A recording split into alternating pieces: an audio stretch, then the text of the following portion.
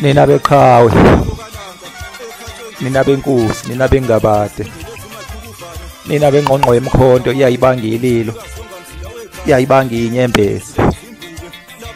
Ngiyanibingelela nina beqhawe.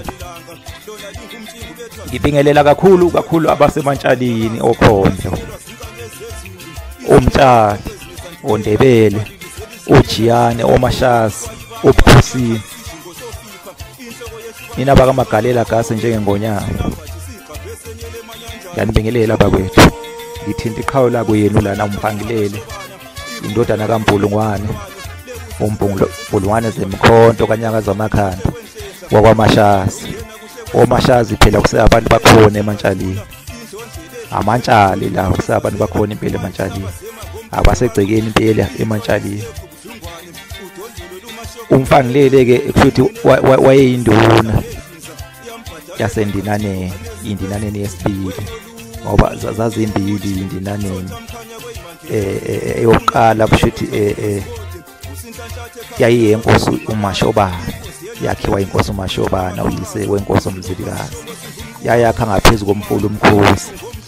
Kushuthi induna ke yendinaneni ke yokuqala kwakubaba wakhe uMfangilele, kwakuyise uMfangilele.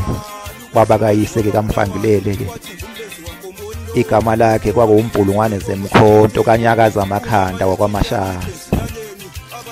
uMbhulungwane uhambe kwahamba ke indinaneni kwagcina kwakhiwe eyesibili indinaneni eyayikade imise lapho la sekwakhiwa khona isibhedlela saseSelbi ngaseThamfanteni eGoli. Leyo ndinaneni ke yakhiwa inkosi uMzilikazi, yakhiwa inkosi uMzilikazi eminyakeni yama-1830s. Kuleyo ndinaneni ke yesibili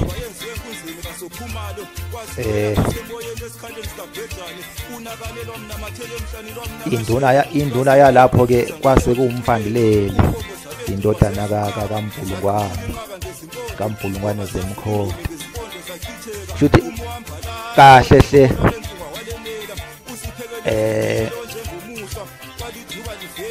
kwakunobuhlobo phakathi kwabasemantongweni nabasemantshalini ngoba isithole esizala inkosi uMashobana isithole sakhona emantshalini.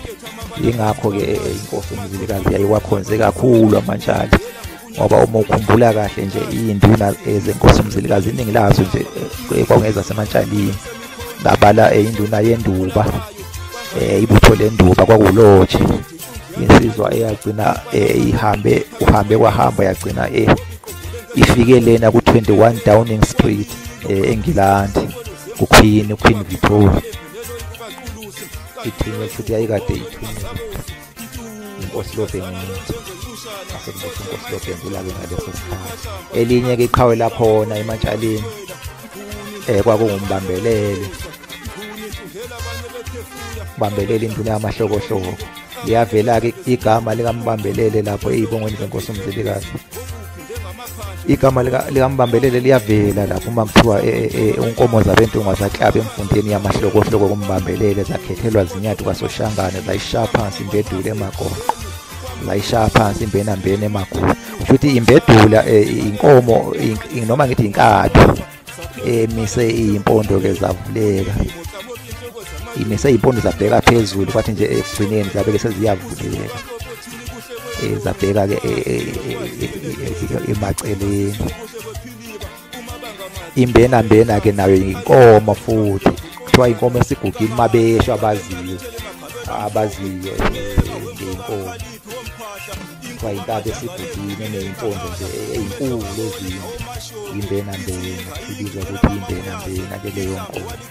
Angazi ukuthi kwakushiwo bani ukuthi imbongi yayisho bani ukuthi uyimbenambena emagugu. Nina beqhawe, nina benkosi. Futhi ke uhambe kwahamba indinaneni ke yagcina ihlaselwe inkosi uDingane. Futhi kwaku-1836 mangingaphosisi sekushiwo lokho kuhlasela lokho ey'bongweni zenkosi uDingane.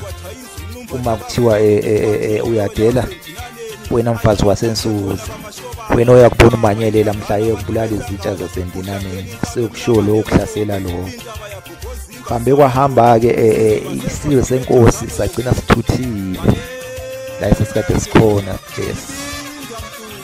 ngemva kokuhlaselwa kwaso amabhunu ngo-1837 amabhunu kaPotgieter uHenry Potgieter empini yokugcina yaseGabeni impi yaseGabeni the Battle of Gabeni nokuyimpi yalwa-ke ngolwezi ka-1837 kade nje kunegquphu nje laliqhubeka nje phakathi kwamabhunu nesizwe senkosi uMzilikazi isizwe sabathwakazi futhi isizwe sabathwakazi sasikade sithumbeke iy'ngane zamabhunu ngenkathi kuliwa lapho empini yayiliwe ngaphambi kwempi yaseGabeni ngaphambi kwe-Battle of Gabeni leyo mpi yayibizwa ukuthi i-Battle of Vekkop impi yaseVekkop kuleyo mpi-ke isizwe senkosi uMzilikazi noma ndithi impi yenkosi uMzilikazi yathumba iy'ngane yadla iy'nkomo zamabhunu yathumba ney'ngane-ke ey'ntathu futhi-ke iqhubu-ke laqala-ke kanjalo amabhunu futhi ayefunke agomela impela athi ayefuna iy'ngane zayo kungenjalo-ke ayekade uyoshumpula ikhanda lenkosi uMzilikazi yingakho-ke umkhankaso wayo ayibize ukuthi iSilikaskop uMzilikazi okusho ukuthi okuchaza ukuthi ikhanda likaMzilikazi umkhankaso wayo ayibize-ke ngaleyo ndlela futhi abhimba ahlulwa ukuthi uMzilikazi Skop agcine etheke iSilikaskop sagcina-ke siwelele ngaphesheya kweNgulukudela sisuswa yiwona amabhunu isizwe senkosi uMzilikazi ngo-1837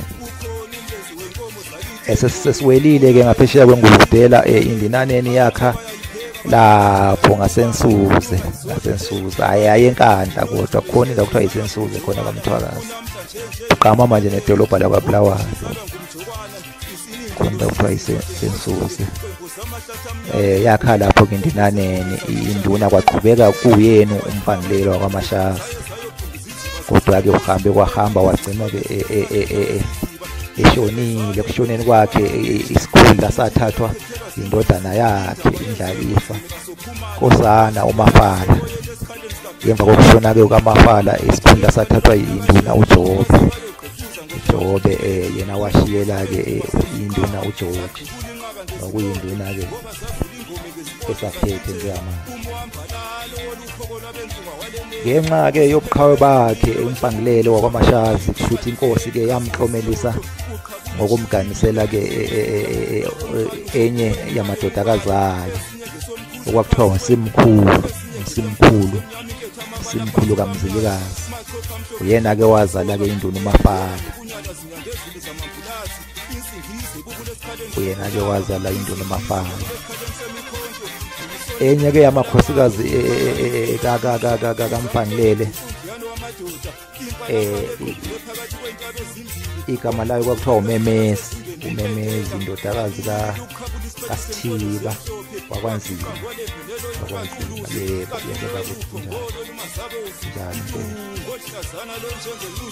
njani phela ngiyabonga bakwethu ngiyabonga ningakhohlwa bakwethu kusubscribe